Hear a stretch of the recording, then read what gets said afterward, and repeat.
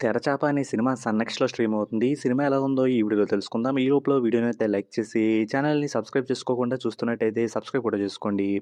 ఈ సినిమా అంతా చూసాక నాకైతే అంత బాగా ఏమి అనిపించలేదు. ఈ సినిమా లెంత్ అయితే 2 గంటల 28 నిమిషాల వరకు ఉంది. ఇంక సినిమాలో అయితే ఒక సీన్ తర్వాత ఒక సీన్ వస్తానే ఉంటది. కానీ ఆ సీన్స్ ఏవి కూడా సినిమాని ముందుకు తీసుకెళ్తున్నట్టు అస్సలు అనిపించలేదు. అలాగే ఆ సీన్స్ మధ్యలో సినిమా పాయింట్ ఏంటనే విషయం కూడా సరిగ్గా హైలైట్ అవ్వలేదనిపించింది. సినిమా స్టార్ట్ అయిన దగ్గర నుంచి సినిమాలో అయితే ఎవరి పని వాళ్ళు చేసుకుంటా ఉంటారు. సినిమాలో ఉన్న హీరో ఎవరెవరినో కాపాడడానికి ఎప్పుడప్పుడు ఫైట్లు చేస్తా ఉంటాడు. అప్పుడప్పుడు తన పని తాను చేసుకుంటా ఉంటాడు.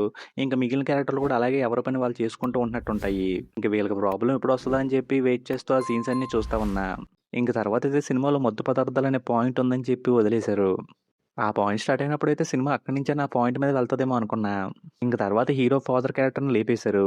అక్కడ కూడా పెద్ద ఎమోషన్ గాని, రివెంజ్ అనే పాయింట్‌ని గాని సరిగ్గా హైలైట్ చేయలేదనిపించింది. ఇంక సినిమాలో ఇంటర్వల్ బ్లాక్ కూడా సాదా సీదాగానే అనిపించింది. ఇంక సినిమా సెకండ్ హాఫ్ అయినా కొంచెం ఇంట్రెస్టింగ్‌గా తీసుకెళ్లారా అంటే నాకు తీసుకెళ్ళినట్టు అనిపించలేదు. హీరో ఏదో పోరాటం చేస్తాడనుకుంటే ఎలక్షన్‌లో నామినేషన్ ఏదో ఏసాడు. ఇంక దానికి 4 సీన్‌లు అటు ఇటు రాసుకుంటూ సినిమాని క్లైమాక్స్ దాకా తీసుకెళ్ళిపోయినట్టు అనిపించింది. ఇంక క్లైమాక్స్‌కెళ్ళాక ఓ క్యారెక్టర్‌ని చాలా మంచి క్యారెక్టర్ అని, ఇంకో క్యారెక్టర్‌ని చెడ్డ క్యారెక్టర్ అని చెప్పి రివీల్ చేస్తారు. వాటి గురించి అలా చెప్తున్నప్పుడు ఏదో సడెన్‌గా అతికిచ్చినట్టు అనిపించింది కానీ, అవునా అన్నట్టుగా అనిపించలేదు.